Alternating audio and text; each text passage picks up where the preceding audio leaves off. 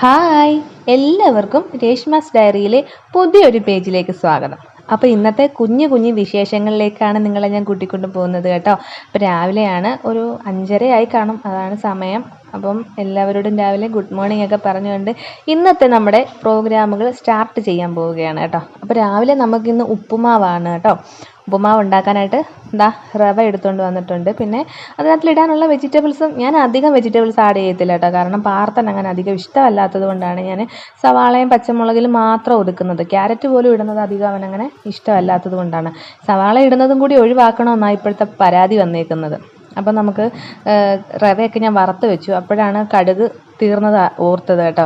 അപ്പോൾ അത് നമുക്ക് പൊട്ടിച്ചിടണം. പൊട്ടിച്ചിട്ടിട്ട് നമുക്ക് നമ്മുടെ അപ്പോഴത്തേനും റവ ചൂടാറി. ഇനി നമുക്ക് കടുകൊക്കെ ഇട്ടതിന് ശേഷം നമുക്ക് എണ്ണ ചട്ടിയിൽ ചൂടാകുമ്പോൾ എണ്ണ ഒഴിക്കുക, കടുക് ഇറക്കുക.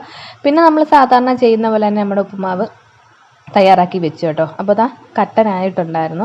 കട്ടൻ കൊണ്ട് കൊടുത്തിട്ട് ഞാനും കുറച്ച് കട്ടനൊക്കെ കുടിച്ചു. പിന്നെ ഇതെന്ന് പറഞ്ഞാൽ ഒരു 2 ലിറ്ററിൻ്റെ ഇംപെക്സിൻ്റെ ഒരു കുക്കർ ഞാൻ വാങ്ങിച്ചു കേട്ടോ. അത് നിങ്ങളെ കൂടി കാണിക്കാമെന്ന് കരുതി. കാരണം ഞാനിപ്പം ഈ വ്ളോഗ് തുടങ്ങിയതിന് ശേഷം എന്ത് സാധനങ്ങൾ വാങ്ങിച്ചാലും എനിക്ക് നിങ്ങളെ കാണിച്ചില്ലെങ്കിലുണ്ടല്ലോ ഒരു വല്ലാത്ത നഷ്ടമാണ് തോന്നുന്നത്. അതുകൊണ്ടപ്പോൾ ഞാൻ കരുതി എന്നാൽ നിങ്ങളെ കൂടി കാണിച്ചിട്ട് ഉദ്ഘാടന കർമ്മം അങ്ങനെ നടത്താവുന്ന ഒരു 2 ലിറ്ററിൻ്റെ നമുക്കൊരു കുക്കർ വീട്ടിൽ ആവശ്യമാണ്. എന്താണെന്ന് വെച്ച് കഴിഞ്ഞാൽ ഒരു കുഞ്ഞ് സാമ്പാർ വെക്കാൻ, അല്ലെങ്കിൽ ഒരു ഇച്ചിരി നാഴിപ്പയറോ നാഴിക്കടലയോ ഒക്കെ നമുക്ക് വേവിക്കാൻ വലിയ കുക്കർ പിടിച്ച് അടുപ്പ് വെക്കേണ്ട കാര്യമില്ലല്ലോ. അതുകൊണ്ടാണ് ഞാനിങ്ങനെ 2 ലിറ്ററിൻ്റെ വാങ്ങിച്ചത്. അപ്പം നമുക്കിന്ന് അതിനകത്ത് നമുക്ക് പയർ തോരൻ വെക്കാം കേട്ടോ. അതിനായിട്ട് ഞാൻ വൻപയർ വെള്ളത്തിലിട്ട് വെച്ചിട്ടുണ്ടായിരുന്നു. അത് നമുക്ക് നമ്മുടെ പുതിയ കുക്കറിനകത്ത് നമുക്ക് അടുപ്പ് വെച്ച് വേവിച്ചെടുക്കാവേ. അപ്പം നമ്മുടെ പയർ അവിടെ നിന്ന് വേവട്ടെ. അപ്പോഴത്തേക്കും നമുക്ക് അരപ്പൊക്കെ തയ്യാറാക്കി എടുക്കണം.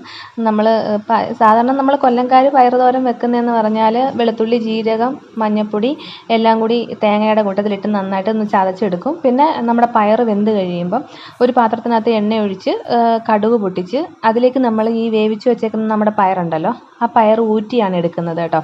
കറിവേപ്പിലയും നമ്മുടെ വറ്റൽമുളകും ഇടാറുണ്ട്. പിന്നെ ഇതിൻ്റെ വെള്ളം, നമ്മൾ ഈ പയർ വെന്ത വെള്ളം എടുത്ത് വെച്ചിട്ട് അതൊരു രസം ഉണ്ടാക്കാറുണ്ട്, പയറ്റുംപുളി എന്ന് പറഞ്ഞുകൊണ്ട്. ഇതിപ്പം വെള്ളം ഞാൻ അങ്ങനെ എടുത്തില്ല. വെള്ളം കുറച്ച് മാത്രമേ വെച്ചുള്ളായതുകൊണ്ട് അത് വെള്ളം വറ്റിയായിരുന്നു കേട്ടോ. അപ്പം നമ്മുടെ അരപ്പും എല്ലാം തട്ടിയിട്ട് നമ്മുടെ പയറും അതിനെ തട്ടിയിട്ടതിന് ലാസ്റ്റാണ് പിന്നെ നമ്മൾ കുരുമുളക് പൊടി ചേർക്കുന്നത്. സാധാരണ കുരുമുളക് ചതച്ചാണ് ചേർക്കുന്നത്.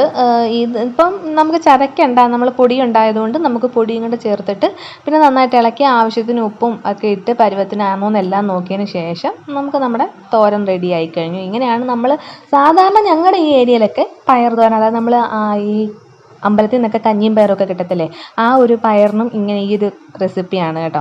പിന്നെ നമ്മൾ ഈ സാമിക്കഞ്ഞിയൊക്കെ വെക്കുമ്പോഴും കഞ്ഞിയും അസ്ത്രത്തിന് പകരം കഞ്ഞിയും പയറുകറിയും വെക്കും, അപ്പോഴും ഇങ്ങനെ തന്നെയാണ് വെക്കുന്നത് കേട്ടോ. അപ്പം നമ്മുടെ പയർ തോരൻ സെറ്റായിട്ടുണ്ട്. പിന്നെ ഒരു ബുൾസൈ, പാർത്ഥൻ ഇന്ന് സ്കൂളിൽ പോകേണ്ട ദിവസമാണ്. അപ്പോൾ അവന് ബുൾസൈ മതിയെന്ന് പറഞ്ഞു. അവന് അല്ലാതെ ചിക്കി പൊരിക്കുകയോ അല്ലാതെ നമ്മൾ പൊരിച്ചെടുക്കുകയോ ചെയ്യുന്നത് വേണ്ട, ബുൾസൈ മതിയെന്ന് പറഞ്ഞു. അപ്പം ബുൾസൈക്കായിട്ട് മുട്ട പൊട്ടിച്ച് വെച്ചിട്ട് കുരുമുളക് പൊടിയും ഉപ്പും ഒക്കെ ഇട്ട്, ഇത് തിരിച്ചിട്ട ബുൾസൈയാണ് കേട്ടോ, അല്ലാത്ത ബുൾസൈ അല്ല.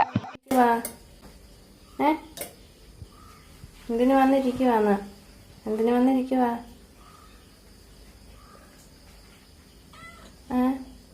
അവൻ വന്നു എന്നോ എൻ്റെ അടുത്ത്? ആ പോട്ടെ, അവൻ്റെ മോനാ, അവനോട് നിന്നോട്ടെ കേട്ടോ.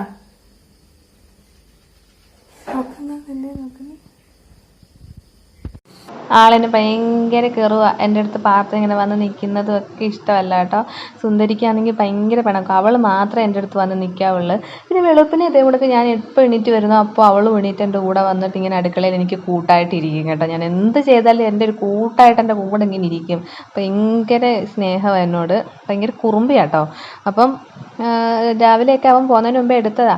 പിന്നെ ഞാൻ കുറച്ച് വീഡിയോ എഡിറ്റ് ചെയ്യാനുണ്ടായിരുന്നു. അപ്പോൾ എന്നെ കയറി കെട്ടിപ്പിടിച്ചെൻ്റെ മടി കയറി കിടക്കും. പാർത്തൻ 2-3 പ്രാവശ്യം എടുത്ത് മാറ്റി അവളെ. അപ്പോൾ അതുകൊണ്ട് പിന്നെ വീണ്ടും വന്ന് എന്നെ കെട്ടിപ്പിടിച്ചെൻ്റെ മടി കയറി കിടക്കുക കേട്ടോ. അപ്പോൾ ഇന്നത്തെ എൻ്റെ കുഞ്ഞു കുഞ്ഞു വിശേഷങ്ങൾ ഇവിടെ വെച്ച് അവസാനിപ്പിക്കുകയാണ് കേട്ടോ. അപ്പോൾ എൻ്റെ ഗാർഡനൊക്കെ സെറ്റ് ചെയ്തിട്ടുണ്ട്, ചെടിയൊന്നും നട്ടിട്ടില്ലെന്നേ ഉള്ളൂ കേട്ടോ. അപ്പോൾ നമുക്ക് വീണ്ടും അടുത്ത വിശേഷമായിട്ട് വരാം. അതുവരേക്കും എല്ലാവരും take care, bye bye, Tata.